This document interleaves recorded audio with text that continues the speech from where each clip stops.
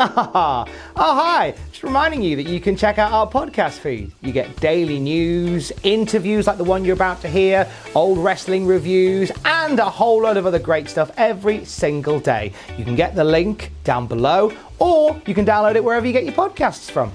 Cheers. Once again, joined on Cultaholic Island by a resident of Cultaholic Island for the last time in the series, Desert Island Graps, with Maffew Gregg. Maffew from Botchamania. Yes, that's right. There he is. Yeah. There's his face. The current lodger on Cultaholic Island. You are currently the lodger, mate. Do a nice little handshake. Nice to have you here. It's weird because we're sat now doing a very different type of podcast to the ones that we normally do.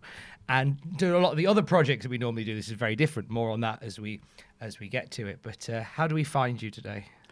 Weird right now because we've just, to take you behind the scenes here, have just done our SmackDown, classic SmackDown review. One day you'll get the name of it right. And afterwards I'll be doing the podcast with Jack and Ross. Yeah. And I play two different roles in that because I'm basically in control. And then, Tom, we did this. And then with them lot, it's like, then this. This one is like being on the couch next to the therapist almost. Because I saw the one you did with Ross. I'm like, oh, what Ross has got to say about Mike Awesome? And it was just like, oh, Ross goes in a lot of detail here. Yeah. So I'm kind of like, yeah, I'm playing poker with you right now, I think. I'm like, no, you can show me your cards first. Just in case I try and do something a little bit. No, it's nothing like that at all. So it's the fundamental reason that we are all here is we are wrestling fans. When did you become a wrestling fan? I don't remember the exact time, but it was when my mum, because we were very rich growing up, we'd go to car boot sales. Okay. Get stuff, then we'd enjoy whatever was on display at somebody's table outside the back of their transit van. And she just picked up stuff for me for probably the cost of 20 whole pence, the WF, the annuals, 93 and 94. You remember them that specifically? Oh, absolutely. Because it was just beautifully detailed photograph, explanations of who these people were. I had no concept of what wrestling was, or how you win a match or anything like that. All I knew was Repo Man. He'll take your stuff. If you're not looking, he'll take you. You know, all this with a big shot of like the repo rope. I don't think I remember it used very much with some poor jobber and all this. Yokozuna, he's 10,000 tons. Like, well, he looks it. I'm like 6 or 7. It's like, yeah, sure, whatever. So your first Undertaker, insight... he's deed. Your first insight into wrestling then was just through 2 very innocuous albums. Oh, yeah. Did your mum ever explain why she picked them up for you? You're a lad. You probably like wrestling. Oh, okay. Maybe. Just that simple as... It was never said, but it was heard.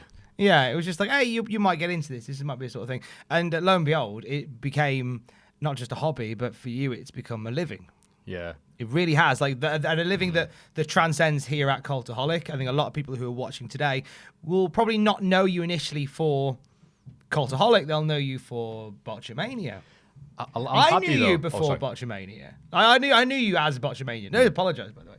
I knew you as, you know, the man behind these incredible videos and such. And that do you find a lot of people who watch you through this channel watch you because of Cultaholic or because of Botchamania?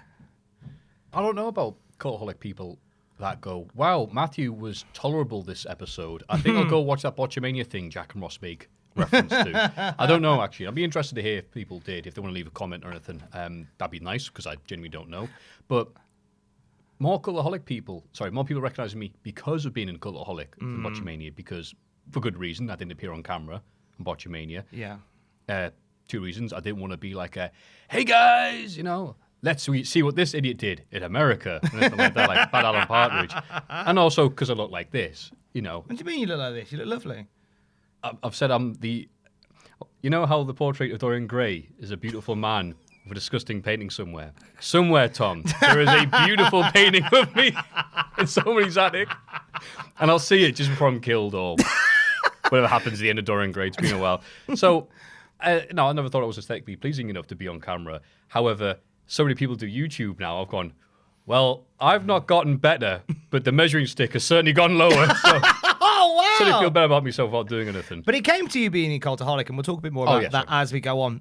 What I love about being able to sit here with you is, and it was nice to speak to Ross about this, is that I've come into Cultaholic and I feel a bit like sort of the fifth Beatle.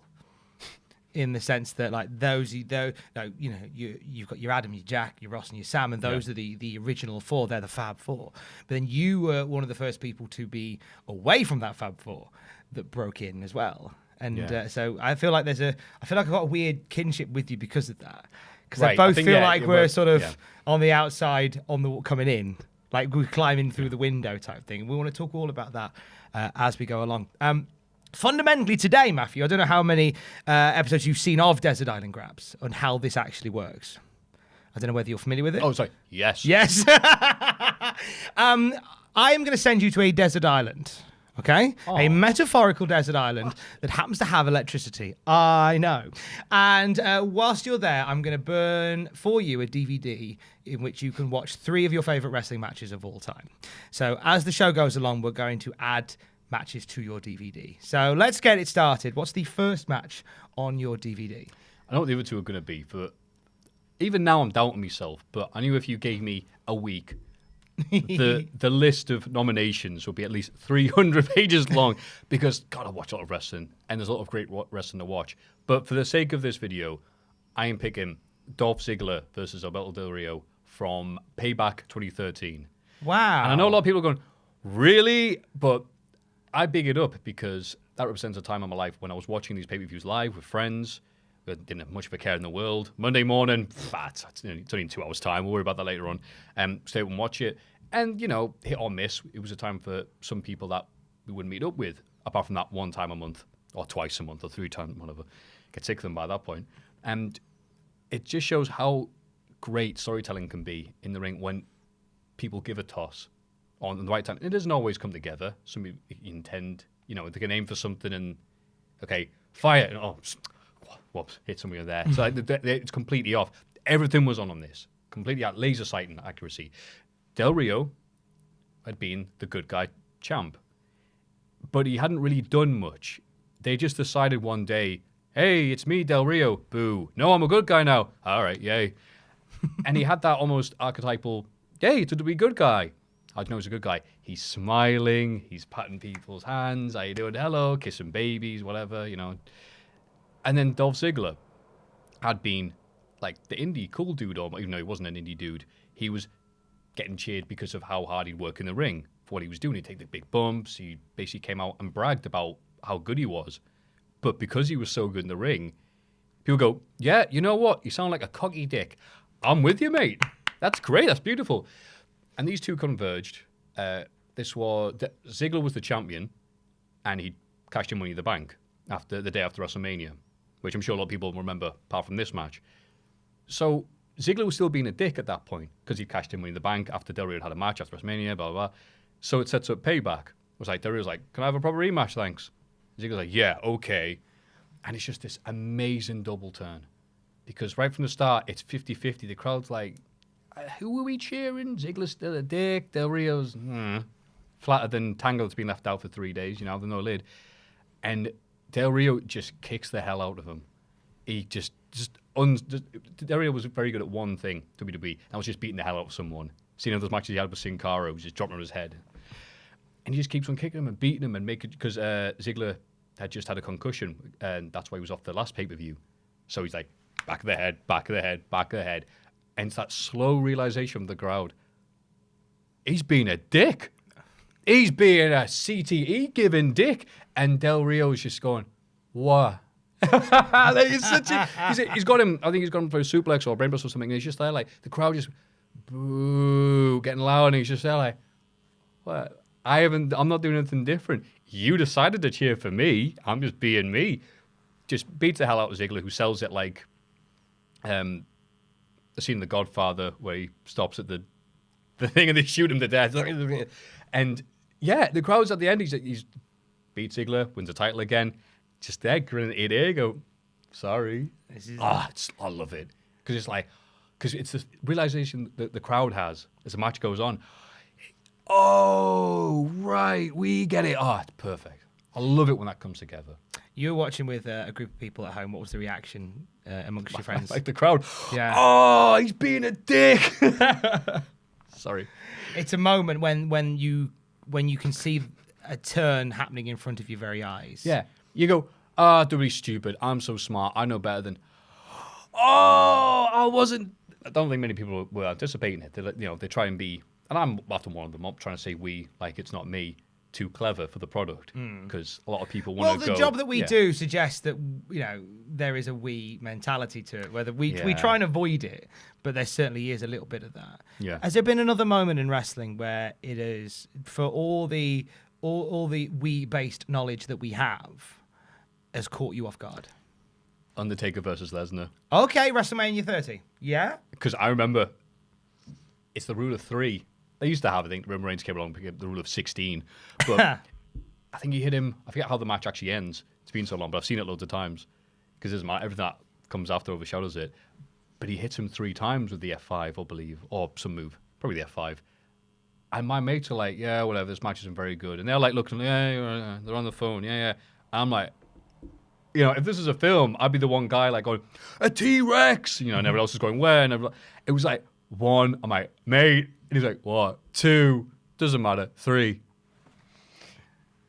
And just that reaction, like, oh, right, Lesnar with no build, just barely any build to beat the Undertaker at WrestleMania. And that was a moment. It just sucked the air out of whatever room you were in. I remember when I watched it with my flatmate at the time, and in a similar mindset to the guys that you were with, where you were just like, oh, okay, this is a really bad Undertaker match. This is a shame. This is a shame. And then, oh, what?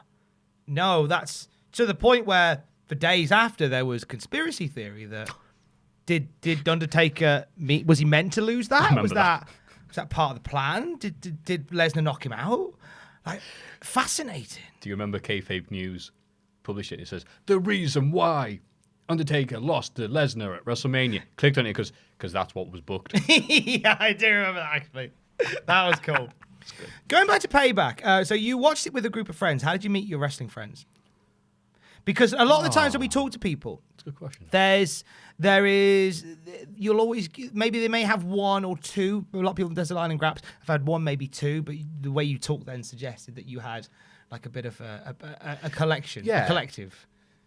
It's one of those weird things where you go out with one friend, and then because I moved from Bish to Newcastle, and didn't know that many people, so I'd go out on a Saturday not knowing anybody, and I'd just go to the Legends, which are no longer with us, and just like, look, I've been at a crap job all week. I'm going out. I don't care if I get in a fight. I want to go out. I've got to do something. My brain's falling out my ears here, and I end up bumping into somebody who I'd known from Bish, and he was off his head. And he was bleeding, which is not. Oh, wow. And he had his coat on. He was in the middle of the dance floor. So everyone was like, parting like the Red Sea. And he saw me, and I went, hey, how you doing? And he said my name over and over again, Maffew Gregg. And he couldn't stop saying it because he'd taken some wonderful pill. And all his mates around him then knew my name forever, to the point where some of those people still call me my full name. I think it's like Maffew-Gregg. And end up hanging with them. And seeing them every Saturday, and it's like, oh, do you want me to do this? And like, oh, you like wrestling? Blah, blah, blah. Oh, my friend likes wrestling. How you do? Blah, blah, blah. Talk to him. Blah, blah. And it really is just like networking without LinkedIn. Yeah, just go out there, go there and find somebody. And I think I like to find, if I was on this desert island, I would find, I don't know, a monkey. I was going to find a coconut with a face on it. A tree. I'm running out of examples here. Sorry. I would find someone to watch wrestling with. Are you good at making friends? So far, so good. Yeah, I'm really good at making enemies as well. You're good. You seem like you are. You're one that's easy to make friends with. I try to. It seems that way. It does. I like people. Yeah, and it's easy to forget that I like people when you do jobs that involve the public. That's why people. I've seen comments and stuff. It's the misconception that I'm arrogant or whatever. It's like it's not that I dismiss a lot of people's opinions. It's me. Making stuff easy to understand for myself. If you work at a call center, you cannot treat every person who rings you up like it's a serious thing. You treat your colleagues like it's important, but you can't treat those like video games. There's the main players, and then there's the NPCs. So I think that's where people think I'm this. I like, how dare Maffew ignore people's opinions? I'm like, no, I didn't mean it like that. I just don't let them get to me. In what way do you feel like they talk about you like that, in the sense that they think that you ignore people's opinions? This is when I first started Cultaholic, to go back to what you're saying. like I said, no one knew really who I was. And it was really awkward to begin with because the Cultaholic crew, I'm older than them. So it's really nice when you see people like Cultaholic or effing Tyler Bate when he was like barely 20 going, I used to watch your videos when I was at school. I'm like, what? Like, I was really happy not knowing that, Tyler, but I wish you all the best of luck. You know, they look at me like, oh, it's Maffew. Ooh. He's like the even more nerdy wrestling version of, I don't know, the Spoonie or whatever. I can't think of any of those old YouTubers. You know, it's like that. So they thought the world would be. It's like, Maffew, do your thing. And I'm like, hello, I suck at this. You know, and so I would read the YouTube comments because I felt that I had to. I'm coming to their world, their island. Yeah. And I had to check those comments. And God, I think that's why me and you will stay together here because it's like they were so flattering, but they were right. They were exactly right. But one of the ones I got, I mean, a lot of stuff was Maffew talking over people. Maffew, there was other things that I was trying too hard on. I was trying really hard to begin with, but some of the was Maffew looks so and talks arrogant. You can tell he's arrogant. Wow. He has posters on the wall of just him. I'm like, oh, if that's the impression I'm given, then I'm really doing a bad job here. When really it's not the case at all. It's just more the case of I suck at this. I suck. I'm not arrogant. I just suck. It's more the case of just you know your own mind. Right. I know what I mean. And I think I've made more mistakes accidentally than I have deliberately when I'm trying to offend people. Like, people, I think I've explained my point well. Let me check the comments. I have not done a good job explaining myself. So maybe this podcast, I'll be like, no, could we do a side podcast for this podcast? And then that podcast will have an index and then whatever. It's when you come into something like this, it is quite like that. But I want to come back to this in a bit. Why did you move to Newcastle from Bishop Auckland? Because there was sod all happening in Bish. Fair enough. How old were you when you moved? Would have been 10 years ago. So 22, I don't know. Maybe 21. Yeah, 21 actually. You a footloose and fancy free guy at that point? Oh, yeah. With about 10 pence in my pocket. Yeah. I was just curious as to why you came to Newcastle. If you were like, if the world was your oyster. I'm just intrigued as to why you chose Newcastle. No, it's not a trick question. I was just intrigued. Yeah, it's a good point actually. Why did I come to Newcastle? Because I thought I'll get work there. My friend, a very good friend, Alex, was living in Newcastle, and he was like, "Hey, good to see you again after all these years." Got reacquainted thanks to Facebook. You know, he'd gone on for a trip in Asia and just found himself, did one of the spiritual journeys, and I'd gone to Bish and found charity shops. You know, he's like, "Hey, I want to come to Newcastle." I was like, "Oh wow!" It was like, you know, Dick Whittington almost going like, "Wow, the big city, running water, woo!" And then he's like, "Oh, we've got a spare room. Do you fancy staying here?" And I'm like, "Yeah." And within 3 days of moving in, I had a job. It's like, oh, great. There was nothing in Bish. What was your first job when you moved up here? What's it called? It was called, it's a weird name, Explain Market Research. Explain Market Research. Okay. So often you have like a command. Is the name of the thing. And I got it, and they showed me what to do. It's like, oh, can you start today? I'm like, I'm so good.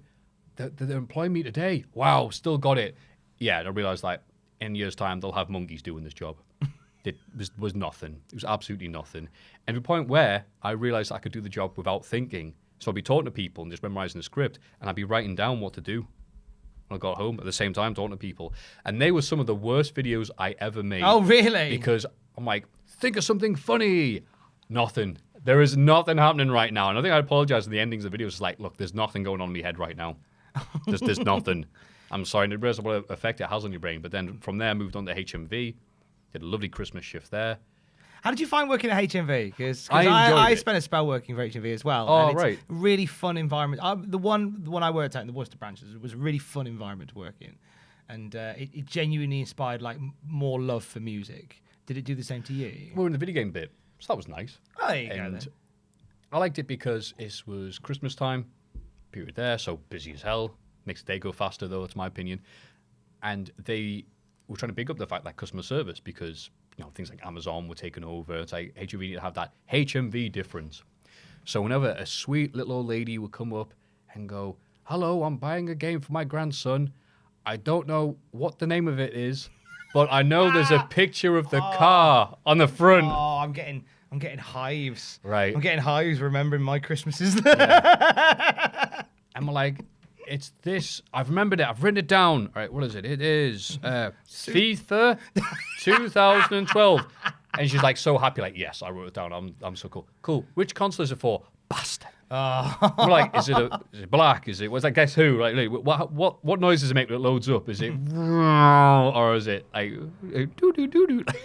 Whatever the wind makes. So that was nice, and I thought it was going really well. And they said, look, if we do well this Christmas, we'll keep you on. I remember being in the corner shop when they had the radio over, and it was just like, HMV records record losses this Christmas due to the snow and people staying in and using the internet. I'm like, yeah, oh well. So I take it there was no job at the end of it. No, but it was a good 3 months. Yeah, it's I always, and I used to say this a while ago, and I want to see whether you agree with it. I believe that everybody should do a Christmas working in retail. Right. It should be a bit like national service. I fully agree. Maybe not necessarily that, but a crap job. 2 weeks. Never mind these nice. What's it called when you do work experience? Workplace. It's called work experience. Workplace or work done, Maffew. experience. Yeah. Instead of that, and I had a nice one. I worked at the library. I enjoyed that. But it's a nice thing. They made me tea. Yeah. I gave the chocolates. Very nice. No, a crap job for like a month.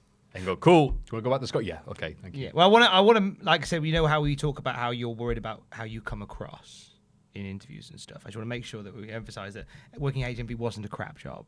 It was more a job that was gonna test you. Yeah, it was gonna that environment was gonna test you. You know what? It was a hard working job because Christmas rush, very busy. But the important thing was there was good staff to work with. Yeah. And there's nothing like crap jobs, 10 a penny. But if you got that right colleague to work with on that day, that could make a 12-hour shift go by like 3 hours. That is all right. Whilst you were working jobs like at HMV and some crap jobs as well, and whilst you were gathering people to watch wrestling, you were working on Botchamania, which has been a part of your life for a big part of your life. We want to get into that in just a second. Before we do, the second match for your DVD, please, sir. So we've had Dolph Ziggler and Alberto Del Rio, the great double turn of 2016 from Payback. What's your second one? By the way, I'm putting Dolph Ziggler in because I think all I do nowadays is slate Ziggler. And I know Ziggler's mentioned Botchamania on WWE TV twice. He has indeed. So to point out to the young ones watch this. No, at one point Ziggler was the best thing in WWE. Yeah. Excuse me. That aside, what was your one? What was your because second match? Ross put him in. Putting in the exact same match you're going to put in now. I'm going to have to put it in now. Mike Awesome versus Masato Tanaka. I really hope that this is a recurring theme because the plan is in 2020, over several months, we'll get around to everybody in the office. So everybody will come and do a Desert Island Graps. I hope everybody suggests Mike Awesome versus Masato Tanaka. Same one night stand? No, I'll be different. Okay, that's okay. Because the first ECW tape I ever bought was November to Remember 99. Not a good show by any means, but it introduced me to, first of all, AC/DC, because my dad was walking past and Spike Dudley comes out, like in the opening riff to Highway to Hell comes on. My dad goes, that's AC/DC. And I probably as a kid went, no, it's ECW, Dad. He goes, no, son, AC/DC is a band. And I went, is it? He goes, yes, here's live. Live? Yes, it's a live album. Aren't all albums live? It's shut up, son. Listen, AC/DC. And I went, oh, this is good. And AC/DC were the first rock band I got into. I was like, really got into them heavy, loved them for years. What were you listening to before that? Sod all. No, just when Before that, my last album was Will Smith, Big Willie Style. Boom. That's a banger after banger on that particular album. Yes, but it didn't bang half as good as live at, I think it's Donington. Whatever. Live Somewhere in Time by AC/DC. Why that particular Tanaka Awesome match? Like I said, the first time you see, and it really stood out, not their best match, but this one really stood out on a very middling show. Because by 99, ECW was going through problems that it couldn't recover from. And the fact that they got 2001 is very impressive. Oh, just don't pay the wrestlers. But that pay-per-view, Awesome versus Tanaka, they'd already done it a few times beforehand. Anarchy Rules 99 was when they both came back at the same time and started kicking. Oh, great, it was all good. And this one was just a spectacle of Mike Awesome being this huge blokey, huge mullet, awesome on his arse, just treating Masato Tanaka like a crash test dummy. And Tanaka, like, getting up and going, "Eee!" And like, he should be dead. It's the first time he does the powerbomb off the apron. And he doesn't just, like, give him the powerbomb and drop him. He, like, turns as he does it. And like he's wrestling a bag of sugar. I don't know why that's a comparison. Just effortless energy. Yeah, I'm just like, Jesus. They're the only ones that put in a lot of effort on that show. God bless them. And it's just like, I must have watched that match, rewound it, played it, and watched every one of those spots 1,000 times because I was like, oh my God, this is amazing. And they had roughly the same match over and over again. But I mean, like AC/DC. Yeah. If it's a great album, just re-release it. Don't change it. Don't add anything. Don't remix it. Don't add a rap. Don't add just do the exact same thing again. Where'd you get the video from? Virgin Megastore. Yeah. Were you buying a lot of wrestling videos at this time? Yeah. Because the wrestling video thing is a fascinating one because like we live in a very charmed era where nowadays like everything is available immediately whenever you want it, however you want it. But were you in? How often would you say you were buying wrestling videos? I'm presuming what year was this? It was Virgin Megastore. We're talking late 90s, early 90s. No, it would have been 2000 or 2001. Yeah. Yeah. How often were you buying wrestling videos? Whenever I got enough pocket money. Yeah. And I was allowed to get the 15 rated stuff, but not the 18 rated stuff. Oh, okay. Which is funny because my family, both sides of my family, were really said, "You can't watch 18 rated stuff. That's too violent for you." I'm like, wow. And that like I wasn't allowed to watch anything. So I had to like blag to school, and people were like, "Oh, did you see Scarface last night?" "Oh, yeah. What was your favorite bit?" Yeah, mine too. All this stuff. And so what a disappointment it was. The first 18 rated thing I watched. Hellraiser 3. Oh, mate. I couldn't believe it. I watched it and went, this? Return to Oz was scarier than this. That's an F and PG. Your parents let you watch 15 stuff, but not 18 stuff, right? So they weren't, like, not prudish, but they weren't prudish. Just kind of, they were. Well, they said, look, you emulate the wrestling that's on TV. I went, what? Because there's, no. We'd like... Me and my brother would do the Rob Van Dam, Jerry Lynn, Tornado DDT. He's going up, Northern Light suplex. No, he's not DDT thing. Yeah, onto a couch bed. So it's a soft landing. We'll do it on concrete. So I just like, if you do that, then you'll definitely take a load of cocaine and shoot people. I'm like, yeah, okay, yeah. So they're exactly the same. You easily led, Maffew. I'm like, yeah, okay, thanks. Easily? What? Know where that came from. I was going to say, why do your parents believe you're easily led? Because I wasn't a very smart child. Were you not? Well, you would strike me as somebody that was quite intelligent as a child. I was one of those kids that, because he did well at school and listened to teachers, whatever, thought, I must be smart. No, I was just good at school. In terms of intelligence, it's very varied things I've found out. And I think I had this, only recently I've looked, you self-reflect and all this, and I thought, like Lads and Bish and what I went up to were two different things. So I would be like watching 2001: A Space Odyssey, reading the Iliad and all this. Whereas my mates are like, do you come stiff some glue and throw rocks at cars? I'm like, oh. So I guess you get that like, I must be up here. And it's like, as I found out more about myself, no, I'm not particularly smart. I'm open-minded, I guess, or cultured. Cultured sounds so pretentious, I'm sorry, but no, just doing stuff you'd see, in Skins or whatever.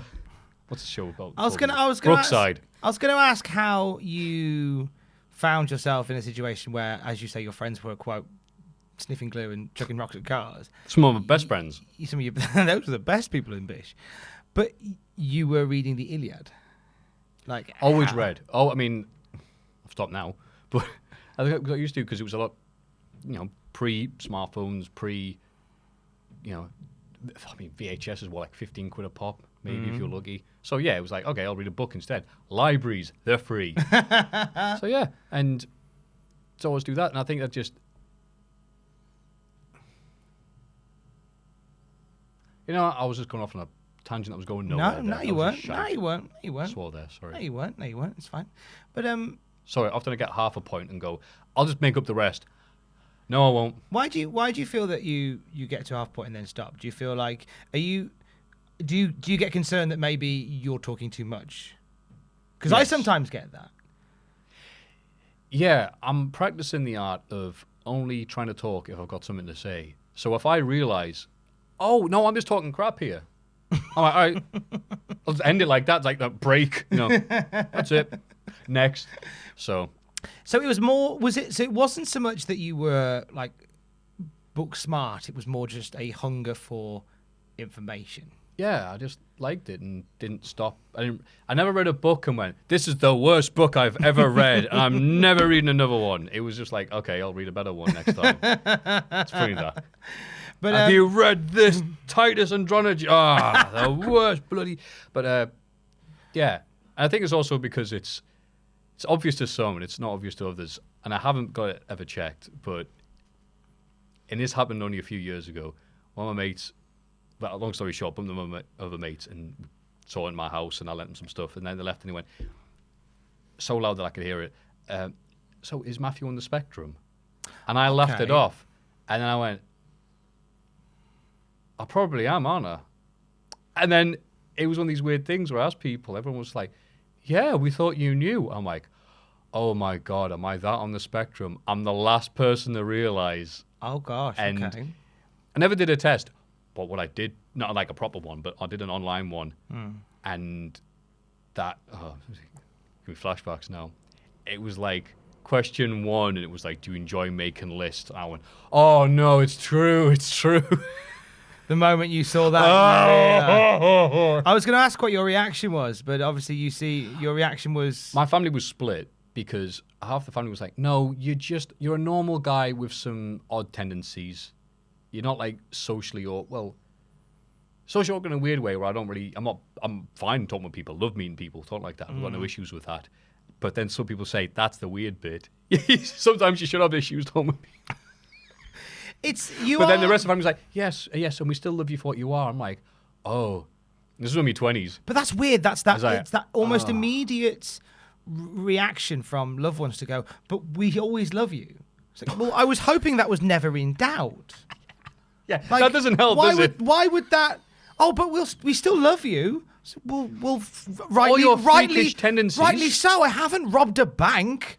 It's a weird. I think there's always been a stigma attached to it, and I feel like we live in an era now where things such as you say, like being on the spectrum in a way, and mental health in general as well. I feel like we're in an era where it's more understood and it's more accepted than it's ever been. It's less a case of it's an issue. It's more a case of, okay, that's just the thing. In the same way that you choose to wear a green jacket that day, it just happens that your brain is wired to think this way. Like that's the end of the thought process, if you see what I mean. Yeah, because very well said. But I like to think as well, if I'm at least a high-end, whatever you say it. High functioning? Yeah, there we go. So high functioning, I forgot how to say it.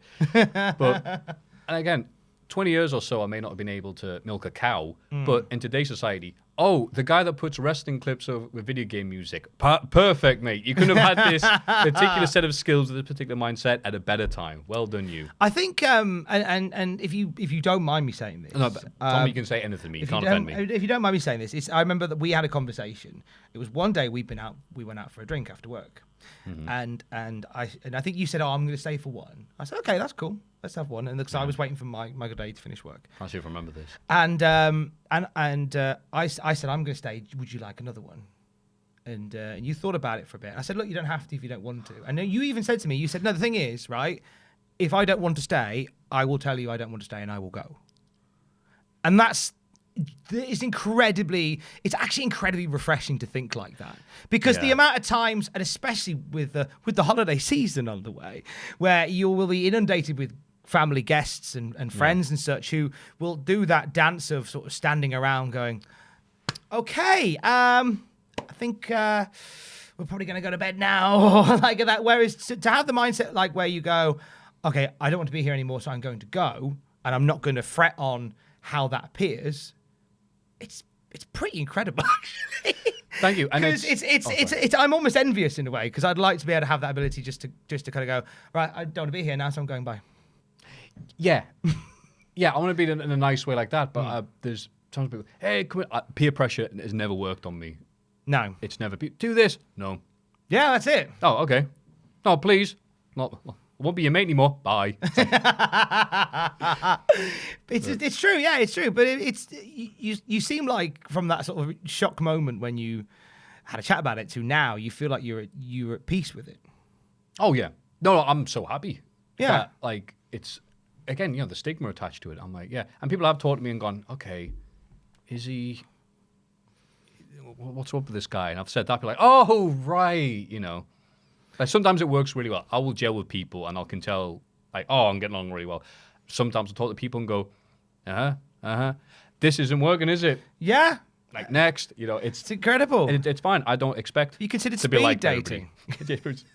You told us we've got anything in common. We've got sod all in common. That's fine. You prefer awesome snacker from One Night Stand. I'm never remember guy. That's fine. But with regards to like you talk about like I read I watched Space Odyssey, I read the Iliad, and then how does wrestling sort of fall into that? It seems like how like. What made you fall in love with wrestling? Obviously, the books that your mum bought you. Was it really Doink the Clown? Please tell me it was Doink the Clown. He was in that annual, and it wasn't just Doink the Clown. It was the fact that he had Dink the Clown. Wow.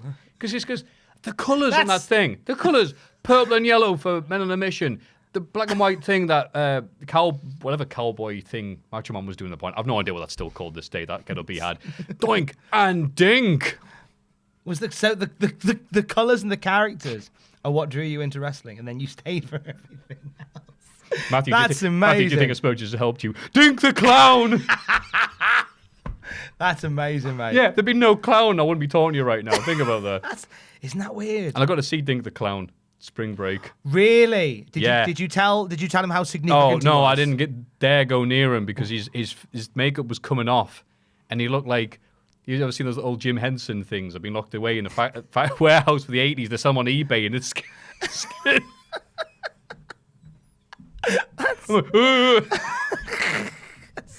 At the end of it, made it to the last arc. Oh god, no, I did not go to Dink. Do you regret that?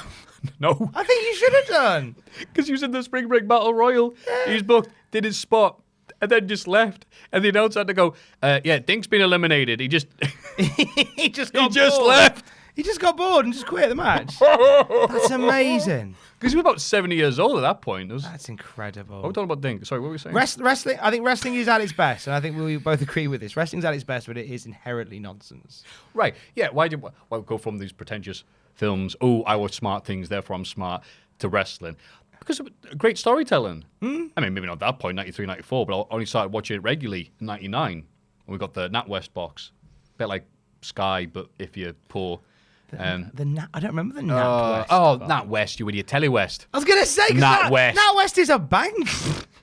Yeah, bank gave us some... The Telewest box. Your son looks like he's a big... The Telewest box. You're so much Gladiator movies. And Telewest box I do remember. Yes, thank you. Telewest. What did Telewest become?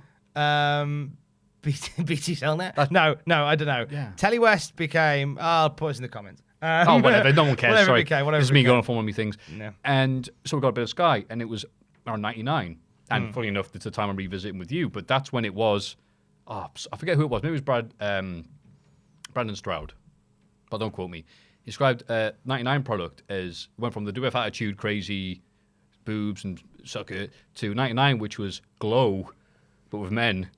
Essentially, because when they said the male soap opera, that's what it was. Yeah. Every week you'd be like, remember this thing and this little universe, and D'Lo Brown was with Mark Henry, then Mark Henry turned D'Lo, and then it was great.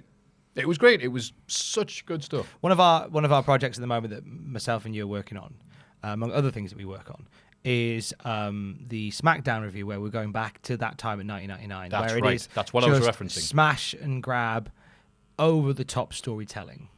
Like endless storytelling nonsense. Yeah. And it is an exciting time as a wrestling fan to watch that again. Yeah. It really is. And those two worlds combining, by the way, with like Werner Herzog saying nothing but positive things about wrestling at the minute. Well, he says WrestleMania, and I don't know if he means he watches one event per year. And who can blame him? Mate, he's up every year for Mania. He loves it when they bring out singers. When they bring out rappers to do the songs. I love the match the most when the bear ate the wrestler. I love Werner Herzog films, by the way. Good. Why? Favorite Werner Herzog film? Anything with Kinski. I'm going to say Aguirre, Wrath of God. Just because of the end bit where he's completely delusional. There's no one else left, but he's on this raft that goes, then we will take Rome, then we'll invade. And he's literally just talking to bananas. And these little animals are crawling on there going, we will do it, yes. And the parents everyone's dead. Because Kinski was so amazing. God. No one's going to care about that. We might touch on that in a bit when we get to what movie you're taking. Oh, goody. Where did Botchamania start? Let's gear change. Yeah. Take us back to the beginning of Botchamania. A lot of people who watch this will know that work that you do. Yeah. Where did it start? They might not at this point. They're like, look, where's Puppet Jack, for the love of God? I said for years it was 07. It may have been late 06 because I got my laptop late 06. But I can't remember how long it took me to make it because I literally discovered how to video edit doing Botchamania. It only got good the last 3 years. So you had no prior video editing skills? No, not even at school. So oh no, wait, we had iMovie, but I wasn't going to do on that. So what made you want to cover the wrestling the way you do with no knowledge of how to implement it? Sod it, let's see what happens. Really? Yeah. And people may not know, YouTube of 06 was a lot different than one of 07. It wasn't like I did this video, oh, success. It's like, no, there was sod all people watching these because there had been, I inherited Botchamania basically from John Barber, who made John Barber, who was the Chikara referee, not sure if he still is. Him and his mate, apparently, according to him, no one else can back it up but him, and he's whatever, did the first two. And then Joey Night Heat from the WrestleCrowd forums did the third one. And I thought, oh, can I go? Is it my turn? And made Botchamania 4. People said, this is good. This is better than Joy Night Heats because the Botchamania 3 sucked. That's the thing. The first two were great. Botchamania 3 was awful, horribly edited. He tried to put his own slant on it, his Werner Herzog auteur theory on it, and it sucked. So I went, sorry, I'll make Botchamania 4 because it was so bad, and I think I can do better. I can literally learn how to video edit to do this better than them. And it was like 2 comments. That was good. You should do another. And I go, all right. Here's a 5th one, 6th one. And nobody stepped in and went, I want to have a go at that. No, if I'd have known I'd still be doing this years later, I probably would have changed the name. Mistake Fest. It's become part of the lexicon. Do you know the origin of why it's called Botchamania or not? I don't know whether you do. Well, everyone had a mania on then. It's the Hulkamania, Beatlemania. Yeah. It's just the word botch is now a botch. The word botch is so associated with wrestling. And it's because of the videos. I think people use the term botch pre that. Yeah, I mean, they certainly use it now. Yeah, but in terms of where I hear it in sort of modern day lexicon, it is really associated with wrestling. And so you picked it up from 4, and you were working as well at the same time. You had a job at this point, and this was just a passion project. Yeah, that you plugged away at. Yeah, did it during uni. I had 2.5 jobs at any time, work at the library and the Asian Elders Institute, and then work in the Odeon Cinema, and then work as a caretaker, and then, come home, do some rest after doing some fabulous uni stuff. It's a complete waste of time, the benefit of hindsight, but that's the fun of hindsight, isn't it? Was there a point where you realised this is catching fire? Monster Mac, who was wrestling for then? I can't remember who was wrestling, but he was Ring of Honor, the place, CZW, sent me a message saying, I love the videos. And I was like, it's the Monster Mac. And he's like, yeah. He was very flattered by that because I had a chance to speak to him on Skype and all this. We're going to do this like Skype interview thing, and it was recorded horribly, bless him. But we had a nice conversation, all this, and it was just like, oh, like the Monster Mac, as if there was a guy impersonating me. It's like, wow, wrestlers watch this. Because I didn't even think, sounds really dumb now, but I just thought the two completely, this is reality, this is internet land. I switch off the laptop, that's it. This isn't real life, this is just stupid internet stuff. And to a degree I still have that, because if you're faceless, it doesn't matter. Well, it'll be like 3 weeks before someone reacts to something you've done in the real world. But that just kept on building up and building up. And it was when I did MagFest. Oh, yeah, I remember this now. I went to MagFest just because of the bands that were playing.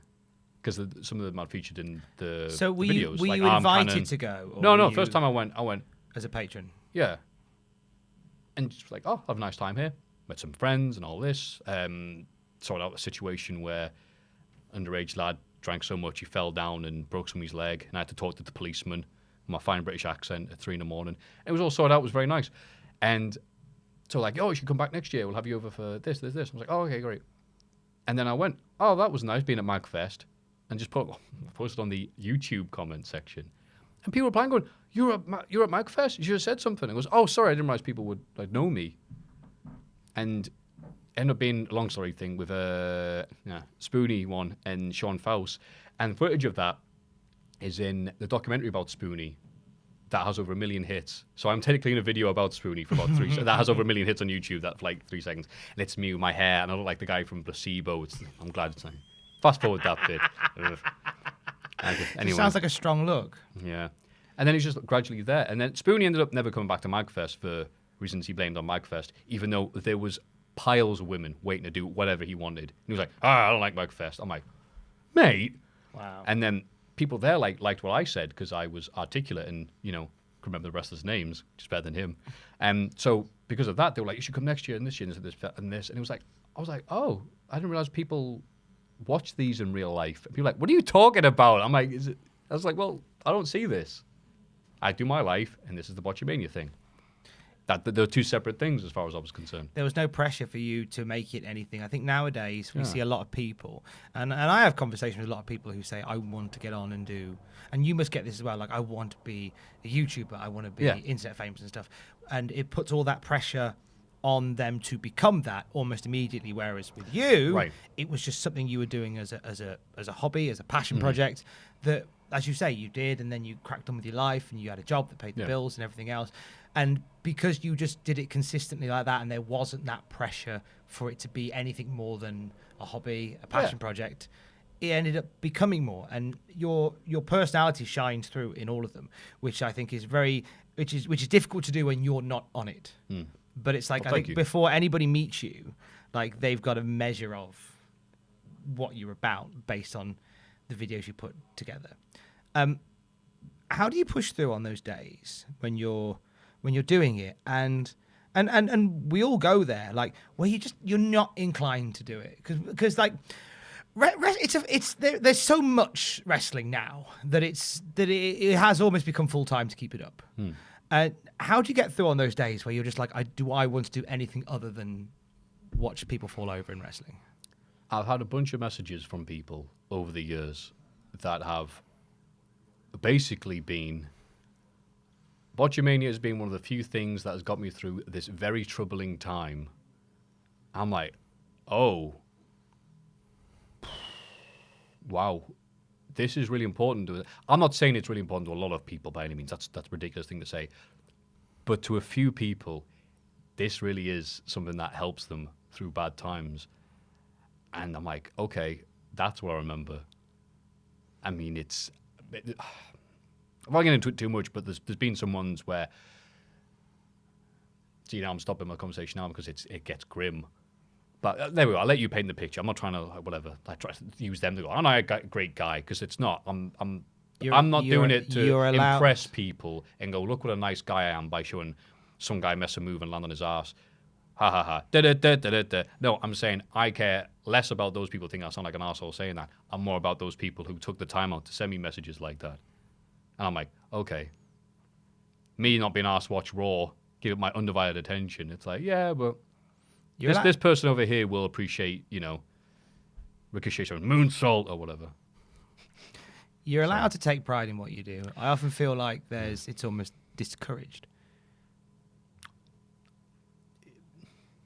Do you feel that? Yeah, it's that weird dynamic where I can say you're good, Tom, but if you went, yeah, I am good, I'd be like, arsehole. It is weird, Yeah, I mean, there is a fine line. Yeah, and it's like you can say, I mean, I'm very flattered by the things you're saying, and I would like, even if, I mean, not like everybody here, if they, is it weird, by the way, how Cultaholic has this lovely bunch of people working here? None of the people here are dickheads. Yeah. What a weird working environment. It is a peculiar working environment because we all get on with each other Yeah. and we all work together for a common goal. In a lot of businesses I've worked in, and even recently, that is quite uncommon. Right. The idea that there isn't anybody trying to undercut another person, nobody trying to steal anything from anybody, nobody feeling bullied or upset or whatever. And I'm sure if ever a situation like that arose, it would be dealt with forthwith. Yeah. But yeah, it is peculiar, Yeah, isn't right. it? It is very peculiar. It's funny that you mentioned that because I feel like I need to talk while we're here about our first interaction. Oh, no. I Okay. feel like No, yeah, you're right. Go ahead. I feel like we need to because Get out the way. it's if anybody imagine how myself and Maffew first came to talk to each other, it is 1 billion miles away from whatever you could possibly imagine it to be. And I know this is your interview, but I want to lead No, this, it's a this good time part to of the go through story. it. I feel like it's Go right ahead, Tom. Only you can tell this well. so it was an NXT show, and I want to say Was it NXT or was it the arena? it was NXT at Newcastle Arena. So it was NXT. All right, cool. It was NXT Newcastle Arena, and I want to say it was 2017. Could have been 16. NXT. 2015 was when 15. NXT ran. 'Cause It It was the was- same year as the NXT London takeover. It was the night. It was the main event of that night was Sami Zayn versus Neville, Yeah. and it was the return of Sami Zayn, first match back since he's been injured. Okay. And I followed. I knew about you. 2015. I knew about you for years. Like myself and my younger brother, we spent one holiday just like watching hundreds of episodes of Botchamania. I seem to remember we were in Florida, like the most magical place in the world. We were in Orlando, and I remember we had a house with a pool area. But we sat in the front room and watched Botchamania because we were just drawn into it. This is years before this happened. So I found you on Twitter, and I think I tweeted you a couple of times. But you know, by that point you were magma, almost to quote OSW review. You got magma, and there's an occasion on it was for NXT, and you tweeted that you were going. So you know, shoot my shot. I tweeted you and said, hey, look, I'll be there too. Love to buy you a pint. And I think you tweeted back to say, you tweeted something back that you didn't say yes and you didn't say no. Because I certainly took it as he hasn't said yes and he hasn't said no. So I remember buying a pint, and this is on me. This is all on me. I bought a It's on both of us. Nah, mate, it's completely on me. I'd at the interval, I bought a pint. I bought 2 pints. I bought a drink from my missus, and I bought a pint, and I bought another pint. And I took a photo of the pint and I sent it to you. And then I heard nothing from you. And I got a bit drunk and I got a bit pissed off because I felt like, and I'm embarrassed, I felt like, oh, you just snubbed me. Because I didn't know you from Adam. I felt like you'd snubbed me. And I think somebody put something on my Facebook about how, like, oh, Maffew was there. And I just went off. Drunk and angry, like, yeah, I bought him a drink, didn't bother, whatever, not bothered anyway. It was, I saw that. yeah, you did, and it was, and sorry, swear, clap. I swore earlier, by the way. That's fine, don't worry about it. And the next day, when I'd sobered up, I think I'd woke up and there were messages from you, and there were tweets from you, and I realised what an arsehole I actually was. And I think I messaged you privately, and I think the last conversation I think we had, I think you even very, very, very magnanimously said, I'm glad that we could sort this out like gentlemen. Yeah, I meant that as well. I remember you saying that, and I remember, and it kind of, weirdly that day made me realise I actually need to be a better person than I currently am. Weirdly. Really? Yeah, I wasn't I've never been a terrible person, but I was aware that like stuff like that was bad. That was bad form, and you should never speak to people like that. And I get like you did. I get very upset when people come at me the way that I came at you. Yeah. Because I had ideas of. I wanted to succeed in an industry. I wanted some recognition for something, but you were already doing your thing. And I was bang out of order. And I have although I have on many occasions apologized, I will spend the rest of our lives please apologizing on the odd occasion for my behavior during that moment. I can fully understand where you're coming from with this, but please, how long have we worked together? Far too long. Like, come on. We're sat here now. You know what? This is the time. Yes, Tom, I've never forgiven you.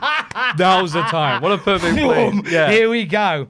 But how dare you not put Tanaka and Awesome in your Desert Island Graps? I knew you were wrong one. But to give my side of the story was, Tom said, hey, hey, he's been radio Tom. And I was being told by people. So he said, let me buy you a drink. And I think I said, no, you're all right. And he went, I'll buy you one. And he went, pop me one. Which at the arena we're talking double figures. So I'm like, God, no wonder he's mad. And at that time, and I'm like, well, no. Trying to say, no, I've said no. But by the way, I've realized since, it doesn't matter if you're in the Northeast or anywhere else in England, if someone says, I'll buy you a drink, or do you want to drink? It's not a rhetorical question. You have to accept it.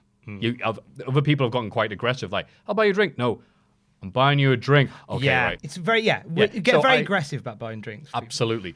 And as you were doing that, some people are like, hey, Matthew, oh, how you doing, chaps? And then we heard the noise of the thing, like, oh, no, take your places. It was like, took our places to see the show. And I didn't even see you. And you were taking a photo, and I couldn't get good signal. This is, my cracked phone now is an example of the type of technology I have. But before this, it was not a good phone. It was about yay big. It was like a free gift you get with Sugar Puffs, and I couldn't get good signal. So it was maybe an hour later, like, your tweets loaded up, and it was like, here's your pint. I'm like, well, that's probably gone. And then, like, the message is, Matthew did this, Matthew did that. I'm like, what? Yeah. I said no. Like, again, me being whatever. Like, Your Honor, I think you'll find that he said, you want to drink it? I said no. And it was like, I'm like, who's this radio guy? I'm like, oh, it's actually quite well known, and people knew who you were. I'm like, oh, well, can we get this resolved nicely? And we did. That's fine. And it was funny later on. You'd be like, oh, it's that, what's his name? Who's going to be doing the commentary? Tom, where do I know that name from? But, oh, that guy with the booze at the arena. But how funny is that? We've worked together for so many different things. And hung around and done so much stuff.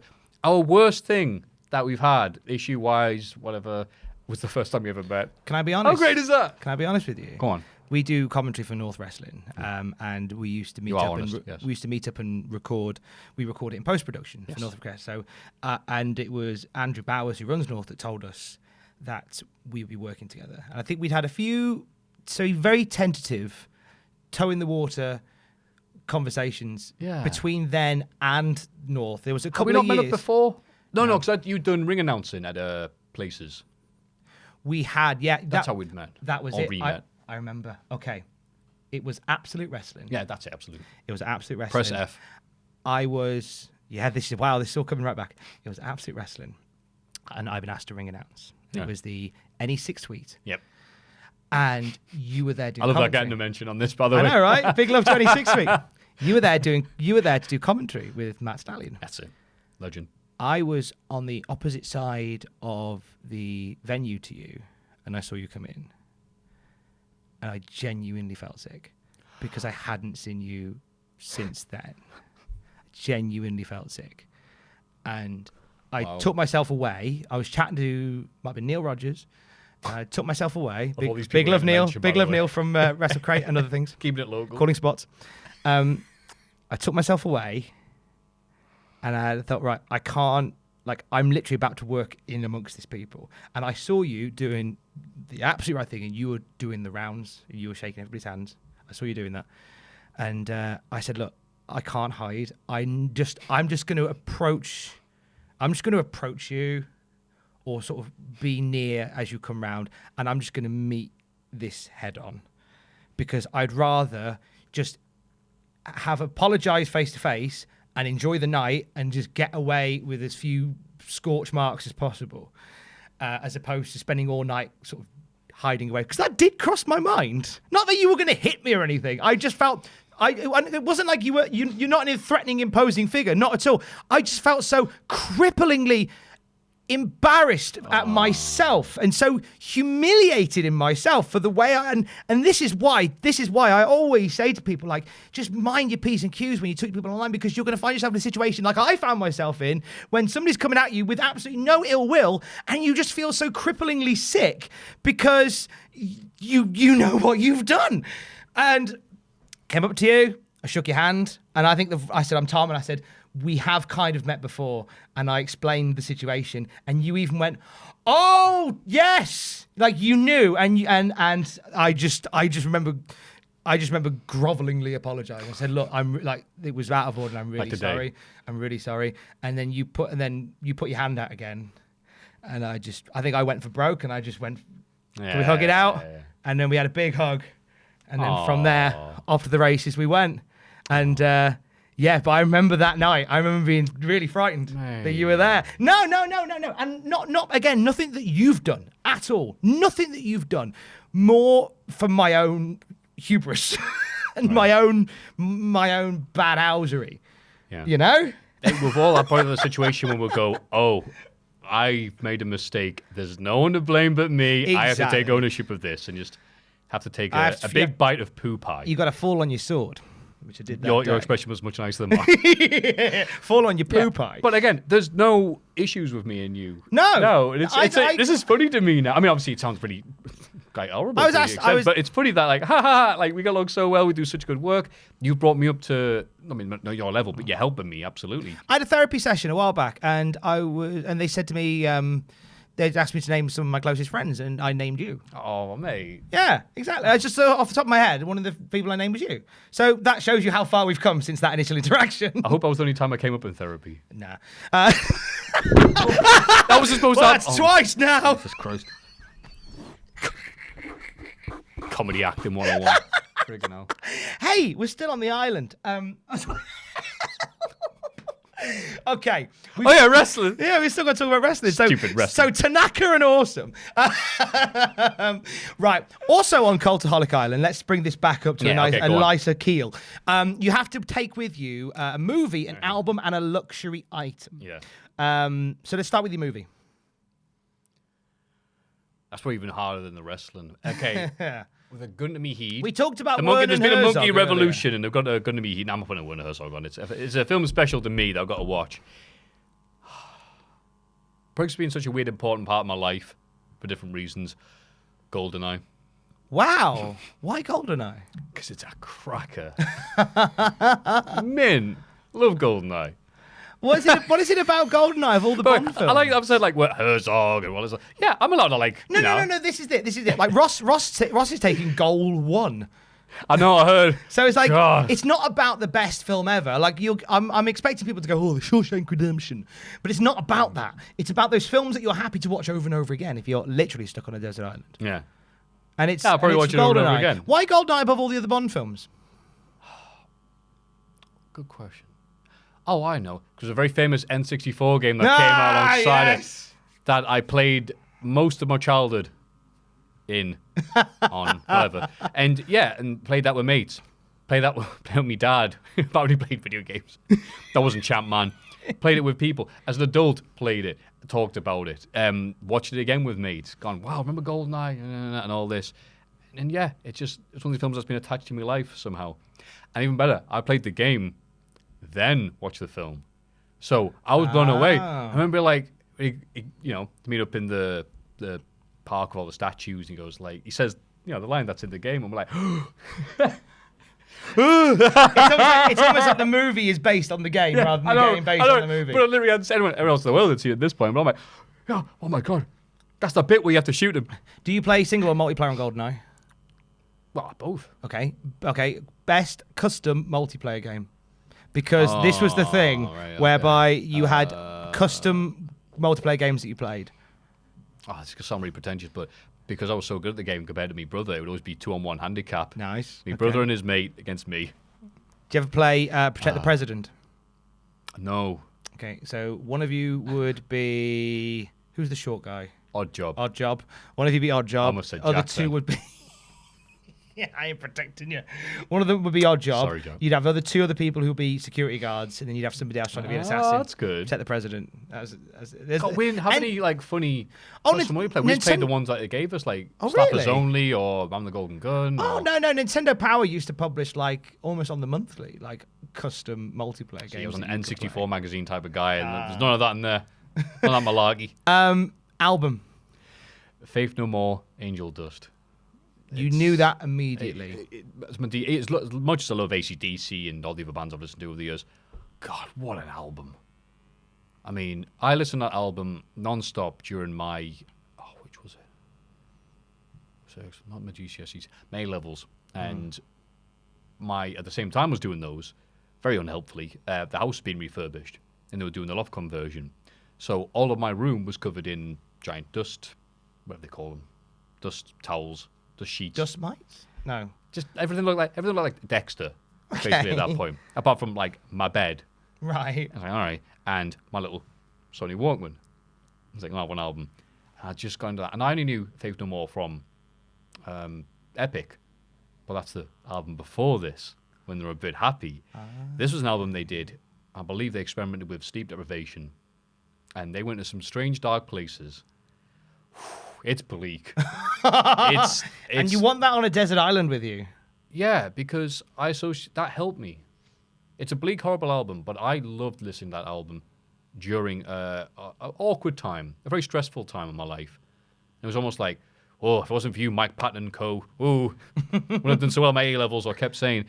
And so even though it's horrible and everything, like just hearing the opening few notes of Midnight Cowboy, it's like, everything's all right. It's a handy reminder that the world's okay. I'll sometimes watch a comedy and be like, that was nice. But I'll see a truly miserable film and I'll feel top of the bill. Give me Gus Van Sant and I'm doing leapfrogs. Is that more sort of... Isn't that more sort of schadenfreude? I mean, you think about it. Your entire work is based on schadenfreude. Yes. So that's probably why. Maybe. Because your day-to-day, like your online role is, here are wrestlers getting things wrong. Here are wrestlers having a tough time. Yeah.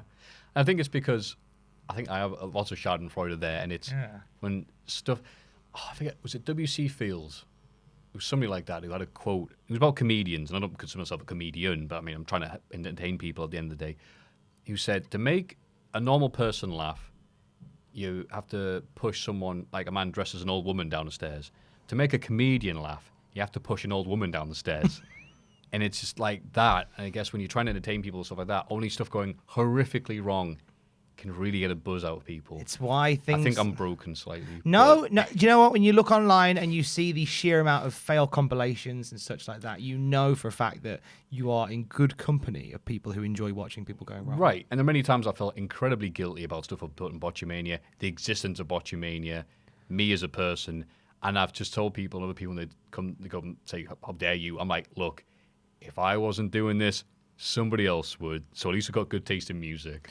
Have you ever had a big fallout with somebody regarding you putting them into Botchamania? No, they just blocked me on Twitter now. Oh, fair enough. That's easy enough. Now, no one's really done it. Well, I don't know why. I've been begging for like somebody to take me to task because I've got no defense. You take our hard work and put them in your stupid videos and you get off on it. You get a buzz. People tell you good. Yeah. Guilty, Your Honor. Like, there's what am I going to defend it against? There's nothing. So it's a little, like, I feel odd. It's like, no one's everyone's like, yeah, good job. I feel like that cannibal that ate that French woman and went back to Japan and didn't arrest him. He just became a celebrity. But it's a bit of a badge of honor now, isn't it, though? Yeah. To be because wrestlers are crazy. Yeah, I think to feature in it is a badge of honor. Yeah. Which is probably why you haven't been not taken all to of them, task. but most of them. And people get really, I think when I go on podcasts and whatever, and they always go, who's got most annoyed? I'm like, I'm sure plenty of them are thrilled. Yeah. But the only one who doing anything is Joe Gacy, and I almost feel bad bringing him up because he's improved. I would say he improved a lot, got really better, but he sucked for a while. And he got overpushed because he was Sami Callihan's friend. Right. And Sami Callihan had, DJ Hyde's ear. It's true.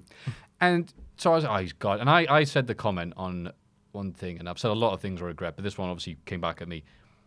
because he was out of shape back then. I said, he's only over as a heel when he doesn't wear a shirt. It's a nice line, isn't it? I guess it's a nice line. It is mean-spirited, but it's incredibly mean-spirited. But it's a nice line, without a doubt. Yeah, and then he went on Twitter and was just like, I think he had the intentions of coming at me. Like, I'm going to sort this guy out. Yeah. I'm going to put him on his place. However, all Joe Gacy gave me was set-up lines. And he's tweeted at me, how do you know what is and isn't a botch? I replied, by watching your matches. Oh, God. It was a really good night because Gacy had nothing. And I was suddenly, Don Rickles. It was like... Another CZW wrestler was like, can we get you booked for Cage of Death? Oh, my God. You worked yourself into a shoot. Yeah, right. To quote Hulk Hogan. Again, Gacy's gotten way better. He's the only guy I bring up because he personally likes to take me to Twitter. Matt Striker says Vampiro was looking for me. Oh, wow, okay. And I found out he doesn't know what I look like. Because at StarCast 2, I was running around the green area, completely out of place. There was Kenny McIntosh. I'm like, oh, I know him. And then walks in the entire AEW roster. I'm like, I definitely belong here right now. Kenny McIntosh like, so business travel for the Q&A. Blah, blah, blah. I'm like, have you seen any good gifts lately? Oh, fucking idiot. But then Vampiro's walking around and I went, oh, great. Well, no one in the room is pro me. There's Ricky Morton.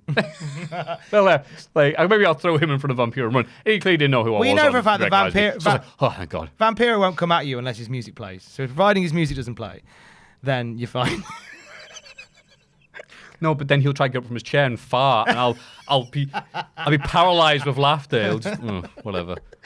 Okay, so Faith No More, your album, your luxury item for your. Can I say a toilet? You can indeed. Quite a few people say toilets. Oh, okay. You'd be amazed the amount of people that are concerned with with that department.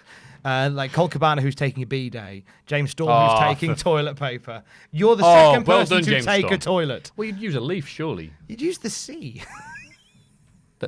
Nature's bidet. Nature's bidet. Okay. He'd bring a bidet. Right. We have one more match for your DVD as well. So what would you like your final wrestling match to be? I often get weird sometimes when people come up to me like, oh, Maffew, yeah, because I'm often like, oh, Christ, I'm thinking, what do they want? What are they expecting? this amazing, yes, it's me, King of Botches or whatever. And it's like, it's just me, isn't it? So it's like, oh.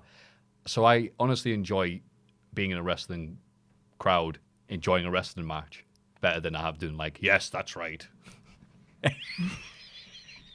Big Botch Man is here. Like, Big Botch Man. So, undoubtedly, there's no even any comparison, any second thing here. It's got to be being in VXV, WXW, Germany, 16 carat, 2018. Every time they do these big 3-day events, they have a world title match that will heavily hype.